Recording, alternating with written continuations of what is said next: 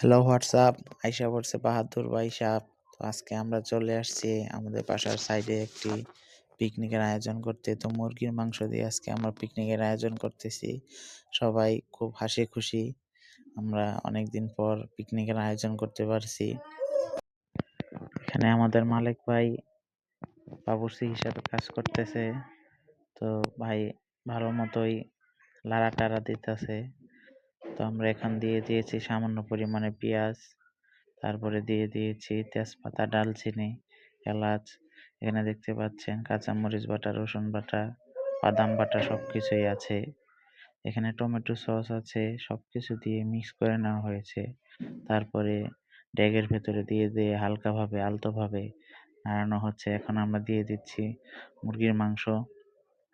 মুরগির মাংস দেওয়ার পরে ভালোভাবে লাইরা চাইরা সব একসাথে কইরা দেওয়া হইতেছে, যাতে মাংসের ভেতরে মশলাগুলো ভালোভাবে ঢুকতে পারে।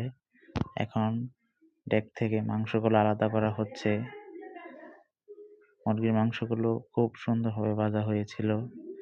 এখন সেই তোলা মাংস থেকে আমরা পানি দিয়ে দিয়েছি এবং দিয়ে দিচ্ছি প্যাকেটের দুধ। দুধটা দিলে মানে বিরিয়ানিটা খুব ভালো হয়। তো এখন জাল দেওয়া হচ্ছে। এখন দেওয়া হচ্ছে তেজপাতা, তারপরে দিচ্ছি আমরা বিরিয়ানির মশলা। বিরিয়ানির মশলা দিয়ে হালকাভাবে আমরা এটা রেখে দিয়েছি। এখন আবার আরেকটা বিরিয়ানির মশলা দেওয়া হচ্ছে। মশলা দেওয়া শেষ।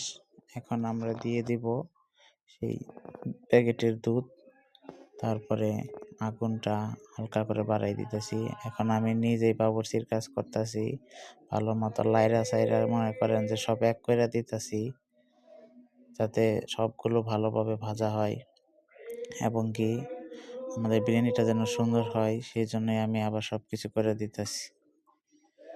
এখন আবার দেখা যাচ্ছে মালিক ভাই পিছন থেকে কি যেন বলতেছে আর হাসতেছে।